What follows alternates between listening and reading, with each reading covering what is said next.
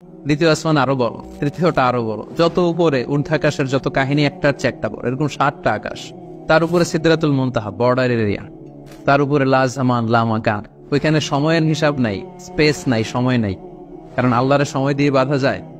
আমাদের যেমন বসতে জায়গা লাগে, আল্লাহর পজিশন নিতে কি জায়গার প্রসঙ্গটা আসে না? কারণ লাইসা কামিসলিহি শাই, উনি কারো মতো না, উনি উনার মতো। ওয়ালাম ইয়াকুল্লাহু কুফুয়ান আহাদ, তার মতো কেউ নাই।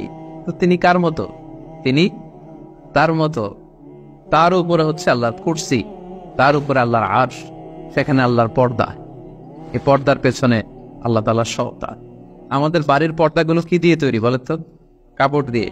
আল্লাহর পর্দাগুলো আলো দিয়ে তৈরি, নূরের পর্দা। পর্দাটাই আলো। এজন্য সাহাবারা জিজ্ঞেস করেছিলেন, ইয়া রাসূলুল্লাহ হাল রাআইতা রাব্বাক, আপনি কি মেরাজের রাতে আপনার রবকে দেখেছিলেন? রাসূল সাল্লাল্লাহু আলাইহি ওয়াসাল্লাম বলেছিলেন, নূরুন আন্না আরাবু, উনি তো নূর, আলোর পর্দা, চোখ ঝলসে যাওয়ার মতো অবস্থা, আমি কিভাবে দেখবো? তার মানে সরাসরি দেখেননি। আল্লাহ তাআলার সাথে সিক্রেট মিটিং হয়েছিল, কনভারসেশন হয়েছিল, কথাবার্তা হয়েছিল। তার উপরে হচ্ছে আরশ। ওই আরশের ছায়ার নিচে কিয়ামতের ময়দানে আল্লাহ তাআলা 7 শ্রেণীর ব্যক্তিকে স্থান দিবেন। কয় শ্রেণীর? 7 শ্রেণীর ব্যক্তিকে স্থান দিবেন।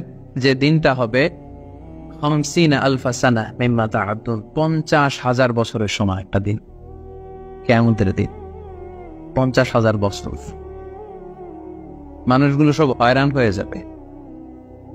ইউহশারুন নাসু ইয়াউমাল কিয়ামাতি হুফাতান উরাতান মুশাতান গুরলা।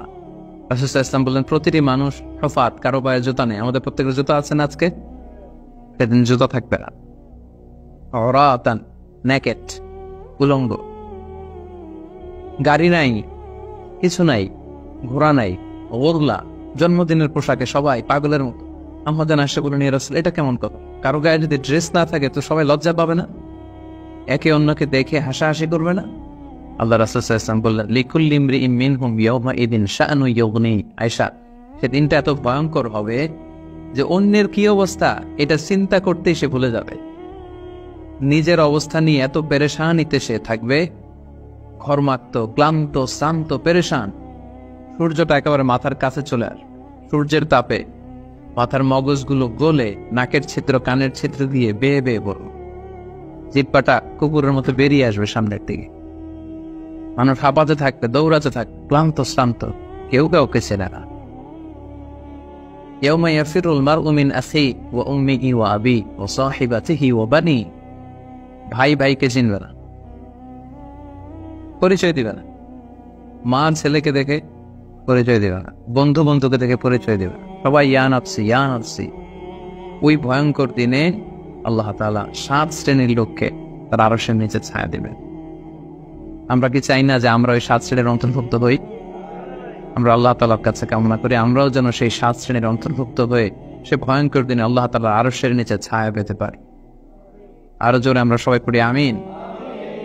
ওই 7 শ্রেণীর ব্যক্তিদের মধ্যে প্রথম শ্রেণী হচ্ছে ইমামুন আদিল, ন্যায়পরায়ণ শাসক, the just ruler, the just king. যেই বাদশাহ, যে শাসক, যে কিং তার প্রজাদের প্রতি ন্যায়পরায়ণ ভাবে বিচার করে,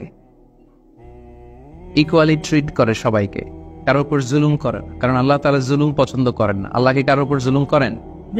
কিয়ামতের দিনের বিচারে তিনি কারোর উপর জুলুম করবেন? আল্লাহ তাআলা বলেন, ইন্নী হারামতু যুলমা আলা নাফসি, আমি আমার উপর জুলুমকে হারাম করেছি, ফালা তাযালামু, তাই তোমরাও তোমাদের উপর জুলুম করো না, খবরদার। আয-যুলমু যুলুমাতুন ইয়াউমাল কিয়ামা, যারা পৃথিবীর বুকে কারো উপর জুলুম করবে, এই জুলুমটা জুলুমাত হয়ে, অন্ধকার হয়ে তার কাঁধে চেপে বসবে কিয়ামতে গিয়ে। সো আল্লাহ তাআলা প্রথম 7 জনের মধ্যে সর্বপ্রথম যাকে আরশের নিচে ছায়া দিবেন তিনি হচ্ছেন ইমামুন আদিল, just king, the just ruler, ন্যায়পরায়ণ শাসক, যারা আদালতের সাথে কাজ করে। ইন্নাল্লাহা ইয়া'মুরুকুম বিল আদলি ওয়াল ইহসান, আল্লাহ তাআলা এই আদালতের ব্যাপারে, জাস্টিসের ব্যাপারে সবসময় তিনি আদেশ করেন।